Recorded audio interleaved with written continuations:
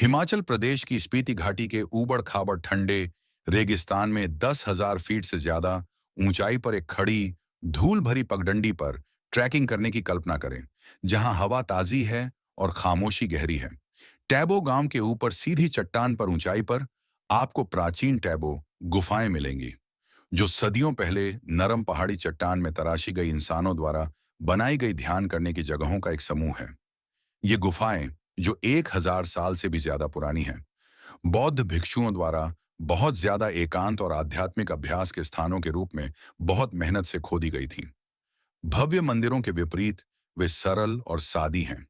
संकरे प्रवेश द्वार चिकनी दीवारों वाले कमरों की ओर ले जाते हैं, जिनमें से कुछ छोटे छोटे कोनों या बहुस्तरीय जगहों से जुड़े हुए हैं।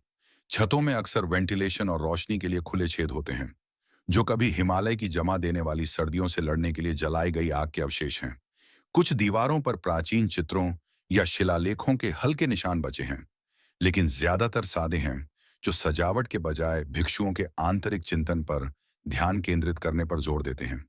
कुछ बड़ी गुफाएं कभी सभाओं के लिए हॉल के रूप में इस्तेमाल होती थीं, जबकि अन्य व्यक्तिगत एकांतवास के लिए थीं। आज भी कुछ गुफाओं का इस्तेमाल शांत ध्यान के लिए किया जाता है। प्रवेश द्वारों पर रंगीन प्रार्थना झंडे फहराते हुए देखें, जो परेशान न करें का संकेत देते हैं। टैबो गांव से 15 से 20 मिनट की छोटी लेकिन खड़ी चढ़ाई आपको लुभावने मनोरम दृश्यों से पुरस्कृत करती है। नीचे खेतों का हरा भरा पैचवर्क, बंजर चोटियों के बीच से बहती स्पीति नदी और एकांत की एक विशाल भावना, जो भिक्षुओं की ज्ञान की खोज को दर्शाती है। ये छिपी हुई टैबो गुफाएं प्राचीन हिमालयी तपस्या की एक कच्ची, प्रामाणिक झलक पेश करती हैं।